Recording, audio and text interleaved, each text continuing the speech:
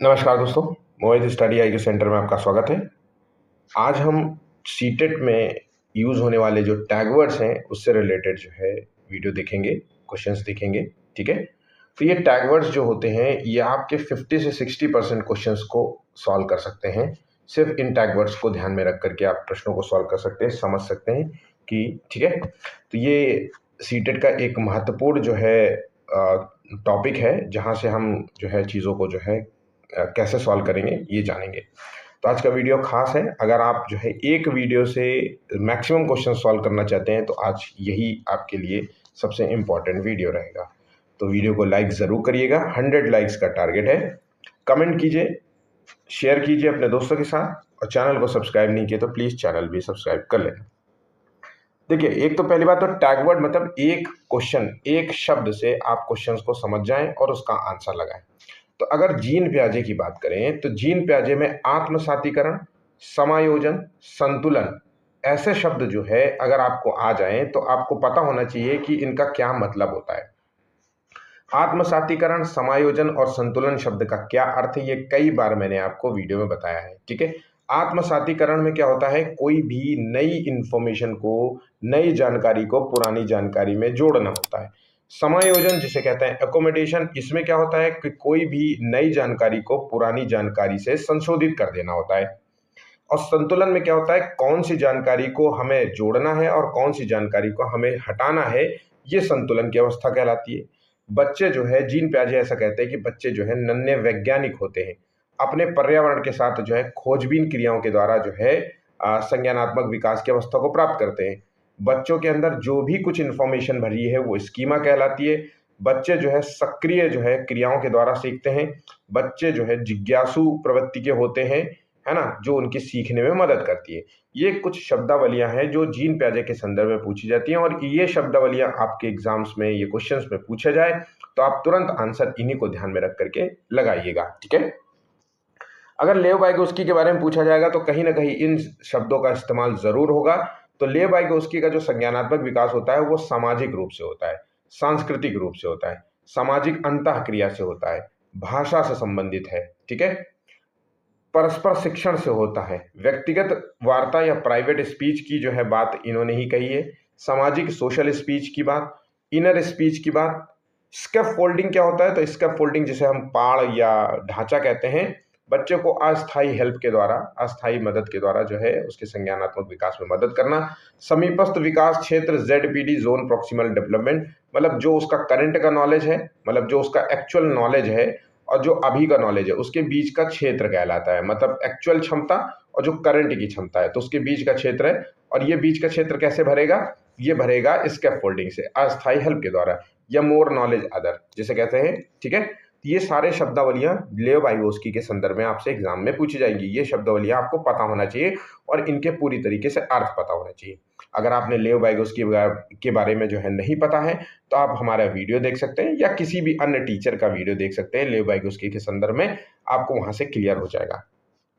उसके बाद Lawrence Kohlberg क्या होता है, तो लॉरेंस कोहलबर्ग में जो शब्दावलियां यूज होंगी वो है नैतिक विकास, नैतिक तर्कणा, नैतिक दुविधा। नैतिक तर्कणा मतलब तर्कों के माध्यम से सही और गलत में चुनाव करना।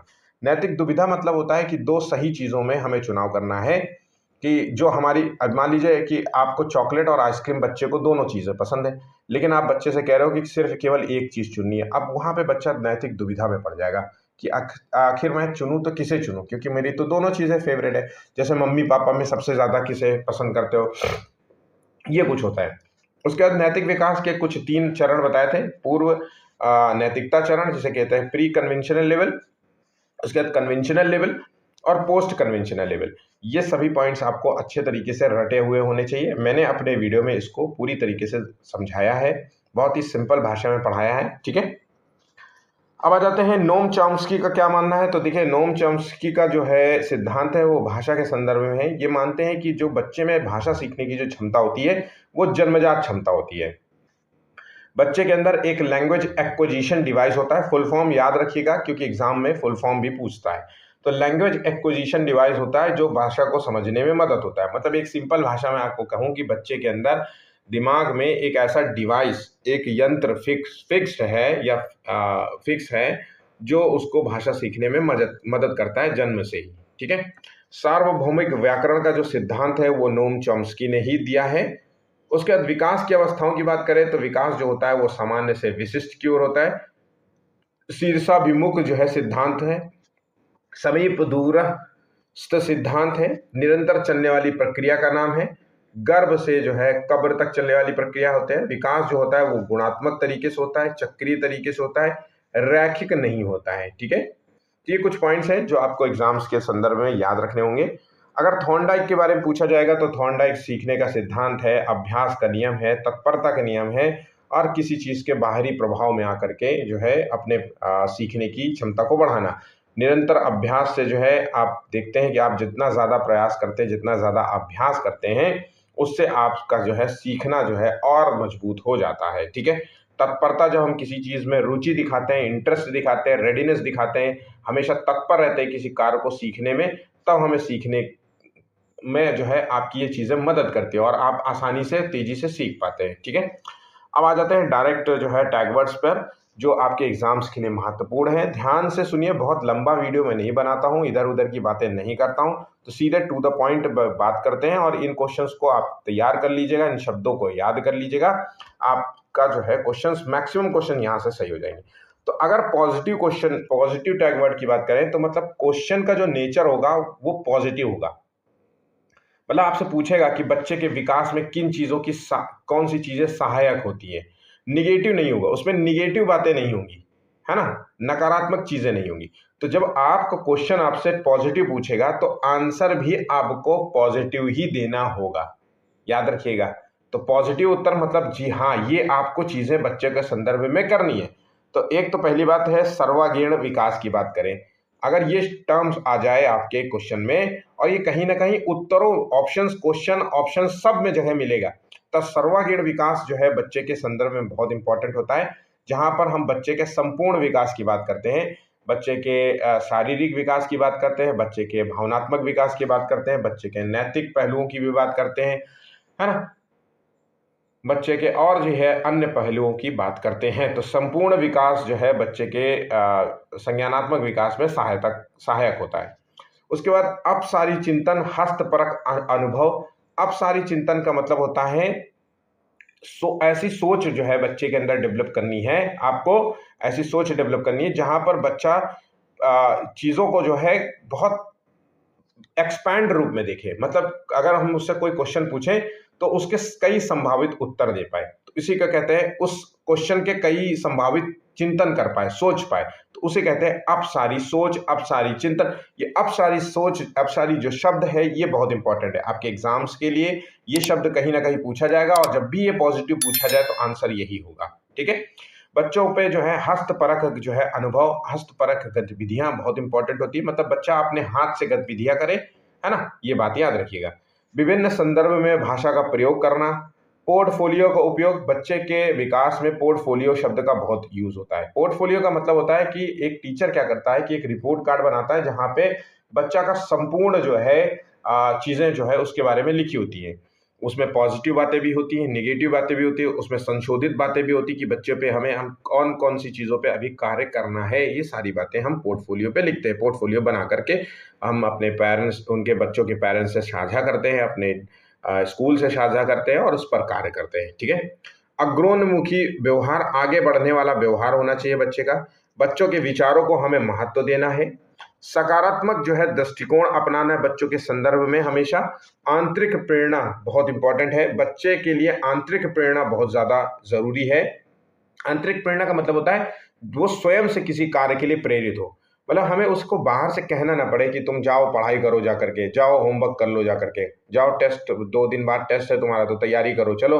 तो ये चीज नहीं होनी चाहिए, वो स्वयं से। तो आंतरिक रूप से प्रेरित तभी होगा जब वो उन चीजों में इंटरेस्ट लेगा, आनंद, उसके आनंद से जुड़ी होगी, है ना। जैसे हम बच्चों को कई बार पढ़ाते हैं तो बच्चे बोर महसूस करते हैं, लेकिन हमने पढ़ाना शुरू किया, बच्चों को एक्टिविटीज करा दी, कुछ खेल क्रियाएं करा दी, तो बच्चा जो है उसमें उसमें इंटरेस्ट लेने लगता है, सेल्फ मोटिवेटेड हो जाएगा। ठीक है। बच्चे के अंदर आत्म प्रेरणा विकसित करना, है ना, ये सारी चीजें करके सीखना, ज्ञान का सक्रिय निर्माण करना, अंतःक्रियाओं के माध्यम से बच्चे के जो है सीखने में मदद करना। अब वो अंतःक्रिया जो है सामाजिक भी हो सकती है, सांस्कृतिक भी हो सकती है ना, किसी भी रूप में हो सकती है। निदान के बाद उपचार करना, पहले बच्चे की कमियों को जानो, फिर उसके बाद उसका उपचार करो। एनालॉजिकल थिंकिंग की बात कर रहे हैं, अनुरूपक जो है चिंतन की बात करी जा रही है। समावेशी शिक्षा का सिद्धांत जो है इस पर लागू होता है।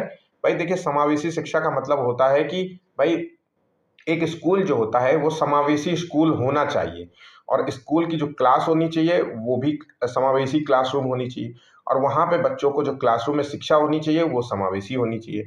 समावेशी का शिक्षा, इसका सिंपल सा शब्द अर्थ मैं अगर आपको बताऊं तो इसका सिंपल सा अर्थ ये है कि भाई देखो, अ, सभी बच्चों को समान मानते हुए समान अवसर देना, किसी तरीके का बच्चे के साथ कोई भेदभाव नहीं करना शिक्षा के संदर्भ में, ठीक है।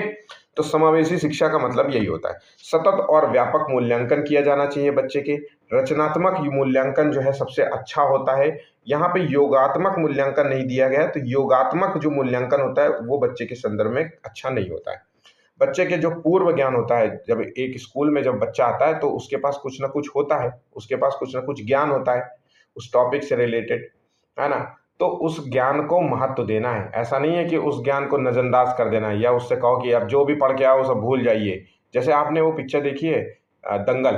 दंगल में जब उसके फादर उसको ट्रेनिंग करते हैं, ट्रेनिंग देते हैं, और उस ट्रेनिंग के बाद जो वो नेशनल जो है खेलने जाती है, और फिर जब वहाँ पे एक नया कोच मिलता है तो वो उससे पहली बात कहता है, जो भी आपने अब तक सीखा है ना, उस सब को भूल जाओ, अब मैं जो सिखाऊंगा वो तुम्हें देखना है। तो यहाँ पे वो सबसे बड़ी गलती इसी की करता है कि बच्चे का जो पूर्व ज्ञान है, बच्चे का जो पहले का नॉलेज है, उसको जो है नजरअंदाज करने की कोशिश करता है।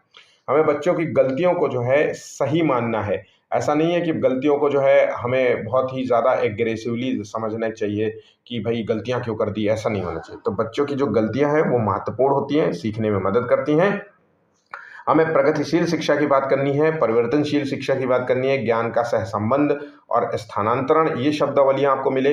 रचनावाद और सृजनात्मकता को जो है हमें विकास करना है बच्चों के अंदर। कल्पना परक जो है प्रश्न पूछने चाहिए, है ना, इनके इस चीज़ के लिए जो है बच्चों को अभिप्रेरित करना चाहिए। खोज विधि या खोजने को महत्व देना चाहिए। जब भी बच्चा कुछ करे तो उसमें जो है हमें बच्चे से समस्या का समाधान स्वयं ढूंढने के लिए प्रेरित करना चाहिए। प्रोत्साहन जो है हमेशा देना चाहिए थोड़ा बड़ा, कि भाई पॉजिटिव रूप से, ऐसा नहीं बहुत अच्छा किया चलो सब लोग बच्चे इसके लिए ताली बजा दो, है ना, या कभी बच्चे के लिए टॉफी एक दे दिया, इस तरीके से। दृश्य और सुनने वाली सामग्री यूज करनी चाहिए, क्योंकि एक क्लासरूम जो होती है समावेशी क्लासरूम होती है, वहाँ पे विविध प्रकार के बच्चे होते हैं, कोई दृष्टिबाधित है, कोई विशेष बालक है, तो वहाँ पे देखने और सुनने जैसी सामग्रियाँ बहुत जरूरी है। वास्तविक जो है दैनिक जीवन से जोड़ना, वास्तविक और दैनिक जीवन से जोड़ना। जिज्ञासा और नन्हे वैज्ञानिक होते हैं बच्चे, ये हमेशा आपको याद रखना है। बाल केंद्रित शिक्षा की बात कही जाती है हमेशा, और सहयोगात्मक अधिगम, जहाँ पे बच्चा एक दूसरे के सहयोग से जो है लर्निंग स्किल्स प्राप्त करता है, कुछ ना कुछ सीखता है, ठीक है। अब जो टैगवर्ड्स होते हैं निगेटिव, जिनका संभवतः बच्चों के संदर्भ में यूज नहीं करना है, तो अगर आपसे क्वेश्चन निगेटिव पूछा जाएगा तो उत्तर भी निगेटिव होगा। जैसे रूढ़िवादी सोच को हमें बढ़ावा नहीं देना चाहिए बच्चों के संदर्भ में। हमें अगर हम पढ़ा रहे हैं तो वैज्ञानिक शब्दावलियों का प्रयोग नहीं करना चाहिए। हमने पहले ही आपको बताया कि बच्चा जो है कोरी स्लेट नहीं होता है, खाली स्लेट नहीं होता। जब भी वो स्कूल आता है तो उसके पास कुछ ना कुछ ज्ञान होता है, इसलिए खाली स्लेट, खाली कोरी स्लेट या खाली स्लेट, इस तरीके की शब्दावली आ जाए तो उसे नेगेटिव टैगवर्ड मानना है और तुरंत कट कर देना है। आगमन विधि की जगह निगमन विधि भी ली गई है। तो देखिए याद रखिएगा, पढ़ाई में बच्चों के संदर्भ में आगमन विधि बहुत अच्छी होती है, जहाँ पे हम बच्चों को पहले उदाहरण बताते हैं, कुछ खेल क्रियाएं बताते हैं, फिर उसके बाद उस टॉपिक से रिलेटेड चीज़ों को पढ़ाते हैं। जैसे मान लीजिए हमें फ्रूट्स नेम पढ़ाना है, तो हम फ्रूट्स नेम पढ़ाने से पहले एक छोटा सा हम बच्चों के साथ डिस्कशन करेंगे कि किसने किसने फ्रूट्स खाई है ना, फ्रूट्स आपको हेल्दी बनाता है, फ्रूट बहुत टेस्टी होता है। तो कुछ हम बातें बता रहे हैं, बातों से हम बच्चों को जो है थोड़ा सा उनके अंदर रोचक जो है रोचकता पैदा करने की। फिर हम क्या करेंगे, अगर हमारे पास टीवी है तो टीवी को ओपन करेंगे या बुक्स को ओपन करेंगे और फ्रूट्स के बारे में पिक्चर्स दिखाएंगे।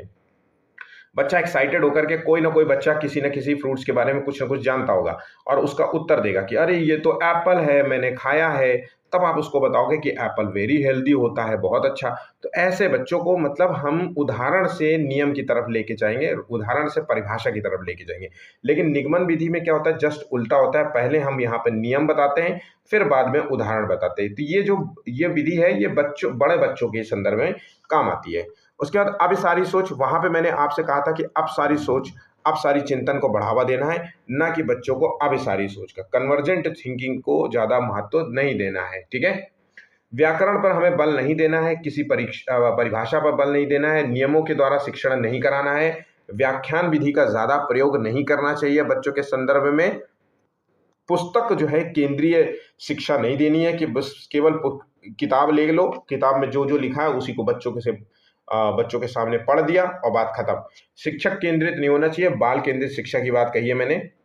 अगले स्तर के लिए विद्यार्थियों को तैयार करना, ये नहीं होना चाहिए। ये बहुत इंपॉर्टेंट है, बच्चे कई बार इसका उत्तर लगा देते हैं कि क्वेश्चन आपसे अगर पूछा जाए तो आप ये नहीं कहेंगे कि हम जो है बच्चों को जो भी पढ़ा रहे हैं वो आगे के स्तर के लिए तैयार कर रहे हैं या आगे की कक्षाओं के लिए तैयार कर रहे हैं। 9वीं क्लास में बच्चा है तो अब हम उसे 10वीं के लिए तैयार कर रहे हैं, तो ये अगले स्तर के लिए बच्चों को तैयार करना, ये नहीं होना चाहिए। रटने पर जोर देना या जो है कंठस्थ पर जोर देना, रोट लर्निंग पर जोर देना, इस पर जो है ध्यान रखना है। बच्चों को हतोत्साहित नहीं करना है, डिस्करेज नहीं करना नहीं चाहिए कि तुम नहीं कर सकते, है ना, तुम्हें कुछ नहीं आता है, इस तरीके के नहीं शब्दावलियां यूज करनी है। केवल, मात्र, सिवाय, बजाय, रटना, याद करना, स्मरण करना, कंठस्थ करना, ये शब्दावलियां निगेटिव टैग वर्ड में आती हैं।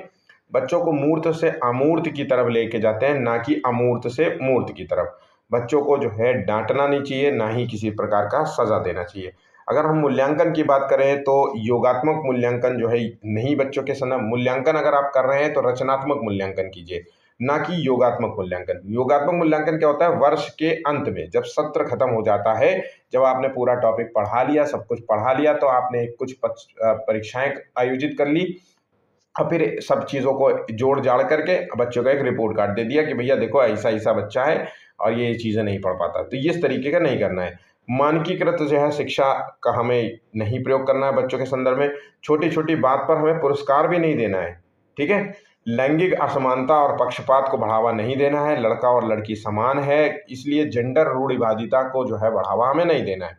बच्चों के विचारों को और त्रुटियों को ध्यान न देना, बल्कि जो है हमें बच्चों के विचारों को और उनकी की गई गलतियों पर ध्यान देना है और उनका जो है सीखने के संदर्भ में हमें मानना है कि भाई ये बच्चा सीख रहा है इसलिए गलती कर रहा है, तो सीखने का एक पड़ाव है। आलोचना करना और बात बात पर उनको परिभाषा बताना, नियम बताना, व्याकरण बताना, विद्यार्थियों की जो है आपस में तुलना करना, बात बात पे परीक्षाएं आयोजित करना या विशेषता जो है किसी एक पक्ष पर ध्यान देना। ठीक है, तो ये कुछ निगेटिव टैग्स हैं जो आपके परीक्षा के लिए पूछे जाते हैं। आइए क्वेश्चंस देख लेते हैं। समावेशी शिक्षा का प्रमुख उद्देश्य क्या है? तो मैंने आपसे बताया था कि एक स्कूल समावेशी स्कूल होता है, वहाँ पे समावेशी शिक्षा दी जाती है, तो क्योंकि क्लासरूम भी समावेशी है, समावेशी जहाँ पे विशेष बालक और सामान्य बालक, ये सारे बालक जो है पढ़ते हैं। तो देखिए, जब विशेष बालक पढ़ेंगे तो हम सभी बच्चों को एक समान अवसर प्रदान करेंगे, ना कि अलग विद्यालय में शिक्षा देंगे या विशेष प्रशिक्षण द्वारा या अलग बैठाना। आंसर है बी। शिक्षक के द्वारा विद्यार्थियों में आत्म प्रेरणा, सेल्फ मोटिवेशन जो होता है वो विकसित करने का एक उद्देश्य क्या है? पुरस्कार देना, बात बात पे पुरस्कार नहीं देना है। बाहर नियंत्रण पर निर्भर बनाना, कि बाहरी नियंत्रण पर निर्भर बना या सीखने में स्थायी रुचि उत्पन्न करना। तो आत्म प्रेरणा जब स्वयं से सेल्फ मोटिवेटेड होगा वो तभी होगा जब वो सीखने में स्थायी रूप से इंटरेस्ट लेगा। आंसर है सी। महारत उन्मुख शिक्षार्थी सफलता जो है, सामान्यतः जो है सफलता का श्रेय डॉट डॉट को देते हैं और असफलता का श्रेय किसको देते हैं? तो देखिए, जो अच्छे बच्चे होते हैं वो हमेशा सफलता का जो श्रेय होता है वो अपनी योग्यता को देते हैं, अपनी मेहनत को देते हैं। ठीक है, उसके बाद जो असफलता होती है वो किस चीज को देंगे? तो वो अपर्याप्त कोशिश को देंगे। तो आंसर है डी।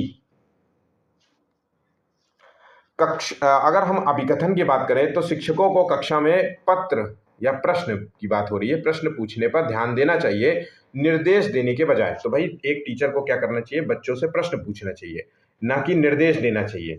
उन्हें प्रश्न पूछने के लिए प्रोत्साहित करना चाहिए। तो ये बात सही है कि प्रश्न पूछने के लिए बच्चों को प्रोत्साहित कीजिए। बाल केंद्रित शिक्षा का अर्थ है कि बच्चा जो है क्लास में बच्चों की जो है आवाज़ को महत्व देना और उनकी जो है प्रतिभागिता को सुनिश्चित करना। तो यहाँ पे ये भी पॉइंट सही है, दोनों ही सही है, आंसर है ए। मैंने इससे रिलेटेड 2 वीडियो आपको दिए हैं, अभिकथन असर्शन एंड रीजन से रिलेटेड। आपने वो नहीं देखा है तो आप प्लीज़ उसको देख लीजिए, क्योंकि यहाँ से बहुत सारे क्वेश्चन आपके असर्शन वाले पूछे जाएंगे, ठीक है। और बच्चों को ये क्वेश्चन बहुत कठिन लगते हैं। अच्छे समस्या समाधानकर्ता बनने में विद्यार्थियों की सहायता करने के लिए एक टीचर को निम्नलिखित में से किस प्रक्रिया पर बल देना चाहिए। अब देखिए, अच्छे समस्या समाधानकर्ता बनने में विद्यार्थियों की सहायता करने के लिए एक टीचर को किस प्रक्रिया पर बल देना चाहिए। उसके पूर्वाग्रहों की पुष्टि करे, इस पर बल देना चाहिए। नहीं, मैं कुछ नहीं कर रहा, बिल्कुल एक एक शब्द केवल देख रहा हूं, ठीक है। या फिर समस्याओं को एक विशिष्ट तरीके से हल करना चाहिए, एक यूनिक तरीके से समस्या को हल करो। या फिर बड़ी और छोटी जो है समस्याओं को छोटे छोटे टुकड़ों में विभाजित कर लीजिए, आंसर है। या फिर सिर्फ केवल एक ही पहलू पर ध्यान दीजिए। तो ये देखिए टैगवर्ड का है, इसी तरीके से हमें क्वेश्चंस देखने हैं, ठीक है। बाल केंद्रित शिक्षा में क्या होता है, टीचर की कोई भूमिका नहीं होती है, या फिर सक्रिय भूमिका होती है, या फिर जो है जो टीचर होता है तो विद्यार्थी की सक्रिय भूमिका होती है, शिक्षिका की सक्रिय भूमिका होती है और विद्यार्थियों की जो है निष्क्रिय भूमिका होती है, या फिर विद्यार्थी सक्रिय भूमिका में काम करते हैं और जो टीचर होते हैं वो निष्क्रिय भूमिका में काम करते हैं, या फिर दोनों ही सक्रिय होते हैं। तो बाल केंद्रित शिक्षा में क्या होता है, हम बच्चों पे ज्यादा फोकस करते हैं, ठीक है। बच्चे जो भी करेंगे वो बच्चे एक्टिविटी करते हैं, उसी के माध्यम से सीखते हैं, ठीक है। तो यहाँ पे टीचर का बहुत बड़ा रोल नहीं होता है। अपनी कक्षा में व्यक्तिगत विभिन्नताओं या भिन्नताओं को ध्यान में रखते हुए एक टीचर को चाहिए। तो अपनी कक्षा में व्यक्तिगत भिन्नताओं को ध्यान में रखना क्या है मतलब, तो भाई देखिए एक क्लासरूम समावेशी क्लासरूम है, जहाँ पे विशेष बालक भी पढ़ रहे हैं, जहाँ पे दृष्टि बाधित भी है, श्रवण बाधित भी है, सारे प्रकार के बच्चे हैं। तो इसलिए बहुत ज़रूरी है कि सबकी व्यक्तिगत भिन्नताओं को ध्यान रखिए कि भाई इसकी ज़रूरत क्या है और इसकी ज़रूरत क्या है, और सभी को ध्यान में रखते हुए एक समान जो है मानक तरीके से हम नहीं पढ़ा सकते, ठीक है। या उनको अंकों के आधार पर अलग करना या लेबल करना, या छात्रों के साथ संवाद में शामिल हो और उनके दृष्टिकोण को महत्व देना, या फिर सख्त नियम कानून बनाना। तो यहाँ पे देखिए आंसर हो गया सी, क्योंकि आपसे क्वेश्चन पॉजिटिव पूछा गया है तो उत्तर भी पॉजिटिव ही दिया है मैंने। पर्यावरण अध्ययन की एक रचनावादी कक्षा, अब मैंने आपसे बताया कि रचनावादी कक्षा से रिलेटेड है, तो कौन सी क्रिया नहीं होती है रचनावादी कक्षा में, कौन सी क्रिया होती हुई नहीं दिखाई देगी। तो देखिए बच्चे सिर्फ केवल जाने पहचाने सवाल पूछते हैं, या फिर अवधारणाओं के बीच की नई नई कड़ियों को जोड़ने में अपना अनुभव उपयोग करते हैं, या ठोस क्रियाओं पर जो है ठोस वस्तुओं मतलब ठोस वस्तुओं पर क्रिया करके सीखते हैं, या उनके अनुभव को सम्मान देना चाहिए। तो यहाँ पे सिर्फ जो है आंसर हो गया ऑप्शन ए। कौन सी क्रिया नहीं दिखाई देती है, रचनावादी कक्षा में सिर्फ बच्चे पहचानने वाले जाने पहचाने सवाल नहीं पूछते, हल करते हैं जो उनको पता है, ठीक है, बल्कि एक नई समस्या का समाधान ढूंढने का प्रयास करते हैं। आंसर है ए। लेव वाइगोस्की के अनुसार बच्चे अपने स्वयं के व्यवहार को किस प्रकार नियमित करते हैं। तो बच्चे स्वयं के व्यवहार को या तो जो है निजी वाक्य द्वारा नियंत्रित करेंगे, या फिर जो है इनर स्पीच और प्राइवेट स्पीच द्वारा। मैंने आपको बताया था, आंसर हो गया सी। 10वां प्रश्न है, निम्नलिखित में से कौन सा कथन जो है प्रगतिशील शिक्षा में टीचर की भूमिका का सबसे अच्छा वर्णन करता है। तो किस कक्षा शिक्षा में, प्रगतिशील प्रोग्रेसिव एजुकेशन में। तो देखिए क्या करेगा, तो शिक्षक जो होता है वो टीचर केवल ज्ञान का प्राथमिक स्रोत होता है, या बच्चों को उनके हाल में ही छोड़ दीजिए, या फिर टीचर जो होता है एक सुविधा प्रदाता के रूप में कार्य करता है, या फिर जो भी सिलेबस है उसको ज्यों का त्यों लागू करना। तो देखिए आंसर है एक टीचर जो होता है वो सुविधा प्रदान करने वाला होता है, ठीक है, मार्गदर्शक होता है। आंसर है सी। बच्चे किस प्रकार से सीखते हैं, नीचे दिए गए कथनों में से कौन सा कथन इस प्रश्न के विषय में सही नहीं है। तो बच्चे तब सीखते हैं जब वे संज्ञानात्मक रूप से तैयार हो जाते हैं, बौद्धिक रूप से तैयार हो जाते हैं, बच्चे अनेक रूप से सीखते हैं, बच्चे सीखते हैं क्योंकि वे स्वाभाविक रूप से प्रेरित हैं, और बच्चे केवल कक्षा में सीखते हैं। तो यहां पे आपसे पूछा कौन सा चीज सही नहीं है, तो आंसर हो गया डी। 12वां प्रश्न है, बच्चों के बारे में निम्नलिखित में से कौन सा कथन सही है पूछा जा रहा है। तो पॉजिटिव हमें टैग वर्ड देना है आंसर। तो बच्चे ज्ञान के निष्क्रिय प्राप्तकर्ता होते हैं, बल्कि हमने आपको बताया था कि बच्चे जो है सक्रिय प्राप्तकर्ता होते हैं। तो ये कथन तो पूरी तरीके से गलत हो गया। बच्चे समस्या समाधान करता होते हैं, बच्चे वैज्ञानिक अन्वेषक होते हैं, बच्चे पर्यावरण के सक्रिय अन्वेषक होते हैं। तो बी सी डी इसका सही उत्तर हो जाएगा, आंसर है बी। ठीक है, तो कुछ इस प्रकार के क्वेश्चन आपको टैग वर्ड से सॉल्व करने हैं। बहुत ही इंपॉर्टेंट वीडियो था। अगर आप सीटेट पास करना चाहते हैं तो इस वीडियो को 1 से 2 बार 3 बार जरूर देखिए, यकीनन आपके ये क्वेश्चंस में बहुत मदद करेगा। ठीक है, वीडियो को लाइक शेयर जरूर कर लेना और चैनल को सब्सक्राइब नहीं किया है तो प्लीज कर लीजिए। धन्यवाद।